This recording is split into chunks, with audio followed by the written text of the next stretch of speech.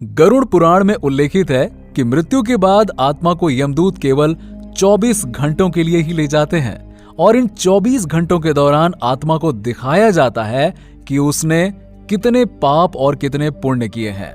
इसके बाद आत्मा को फिर उसी घर में छोड़ दिया जाता है जहां उसने शरीर का त्याग किया था। इसके बाद 13 दिन तक आत्मा वहीं रहती है। आत्मा को 13 दिन के बाद फिर ले जाया जाता है।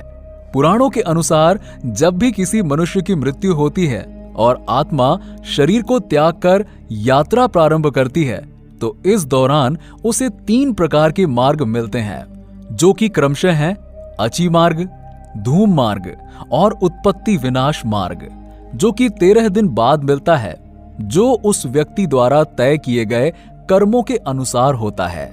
अची मार्ग ब्रह्मलोक और देवलोक की यात्रा के लिए होता है, वहीं धूम मार्ग पितृलोक की यात्रा पर ले जाता है और उत्पत्ति विनाश मार्ग नरक की यात्रा के लिए होता है।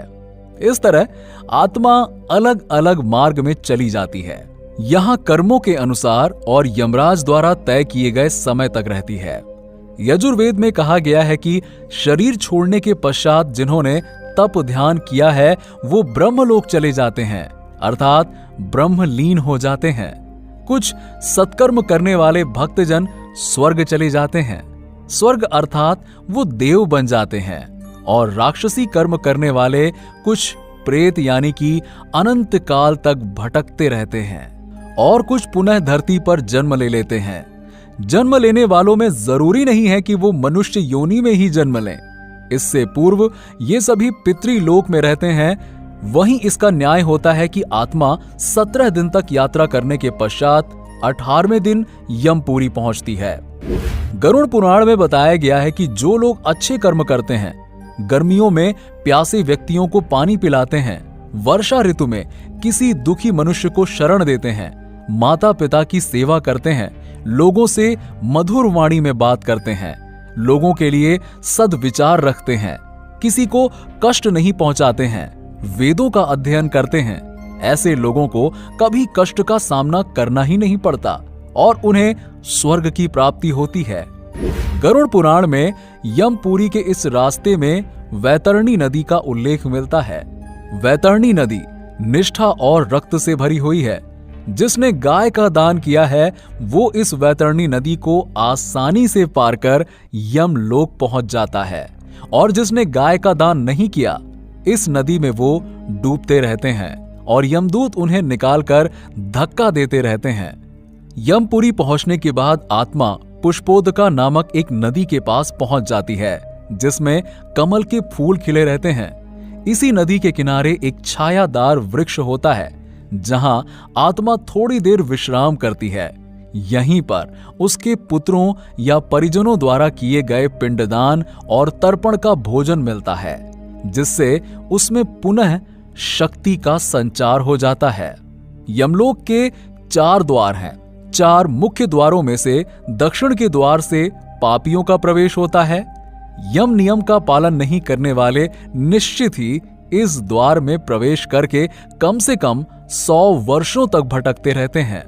जिन्होंने दान पुण्य किया हो, धर्म की रक्षा की हो और तीर्थों में प्राण त्यागे हो, उत्तर द्वार से वही आत्मा प्रवेश करती है जिसने जीवन में माता पिता की खूब सेवा की हो, हमेशा सत्य बोलता रहा हो और हमेशा मन वचन कर्म से अहिंसक हो। पूर्व के द्वार से उस आत्मा का प्रवेश होता है जो योगी, रिद्धि सिद्धि और समृद्धि है। इसे स्वर्ग का द्वार कहते हैं। इस द्वार में प्रवेश करते ही आत्मा का धन, धर्म, देव, अप्सराएं स्वागत करती हैं। माना जाता है कि जब कोई व्यक्ति मरता है तो सबसे पहले वो गहरी नींद के हालात में ऊपर उठने लगता है। जब आंखें खुलती है तो वो स्वयं की स्थिति को समझ नहीं पाता है। मरने के 12 दिन बाद यमलोक के लिए उसकी यात्रा शुरू होती है। वो हवा में स्वतः ही उठता जाता है। जहां रुकावट होती है वहीं उसे यमदूत नजर आते हैं जो उसे ऊपर की ओर ले जाते हैं। आत्माओं के मरने की दिशा उसके कर्म और मरने की तिथि अनुसार तय होती है। जैसे कृष्ण पक्ष में देह छोड़ दिया, तो उस काल में दक्षिण और उसके पास के द्वार खुलने लगते हैं। लेकिन यदि शुक्ल पक्ष में देह छोड़ी तो उत्तर और उसके आसपास के द्वार खुलते हैं। लेकिन जब कोई नियम काम नहीं करता, जबकि व्यक्ति पाप से भरा हो, शुक्ल में मरकर भी वो दक्षिण दिशा में गमन करता है। इसके अलावा उत्तरायण और दक्षिणायन का सबसे ज्यादा महत्व होता है। दोस्तों, अगर आपको हमारी वीडियो अच्छी लगी हो